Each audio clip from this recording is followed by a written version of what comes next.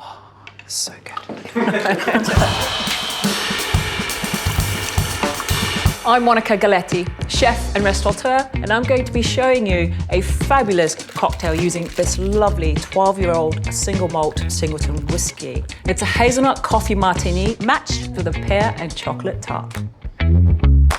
It's not unusual at all to have cocktails with the desserts, and especially if you're at home. When I get to have my friends around, it's about enjoying our time together. It's beautiful, it's decadent, we're spoiling ourselves. And for me, a cocktail is not always about starting the party. A cocktail is also the perfect way to finish the evening.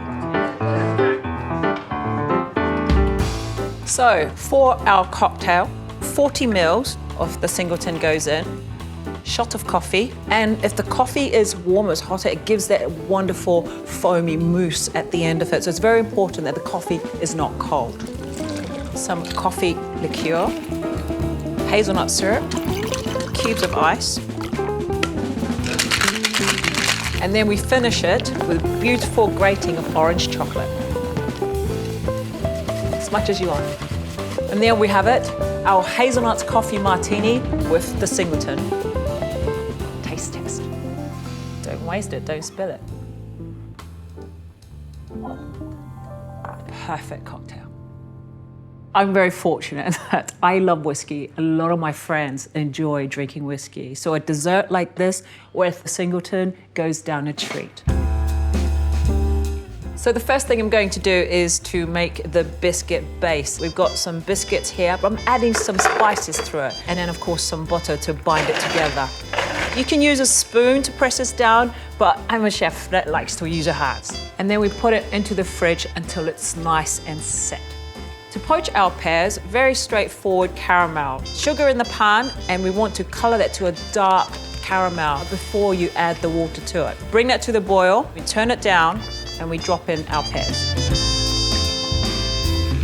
The longer you leave them in the syrup to cool, the more color and flavor they will take on. And then I want to cut them ready to go.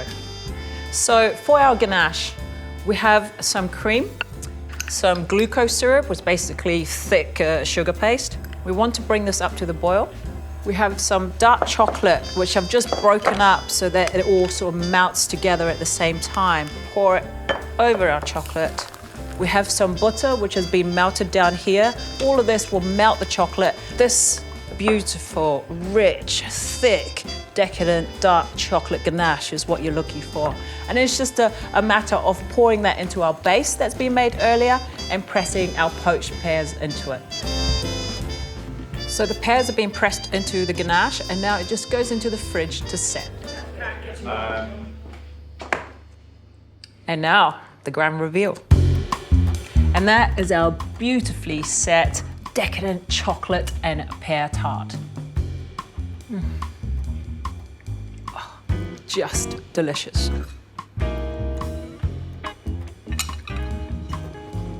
I don't know whose recipe that is, but it's a winner. I have to say, the Singleton, the nuttiness, the fruitiness works so beautifully well with a decadent dark chocolate tart like this. It's rich, it's well-rounded, and the fruitiness really picks up on the notes of the dark chocolate and the pear. Now, if you don't want to have a cocktail, like me, I will also enjoy it neat.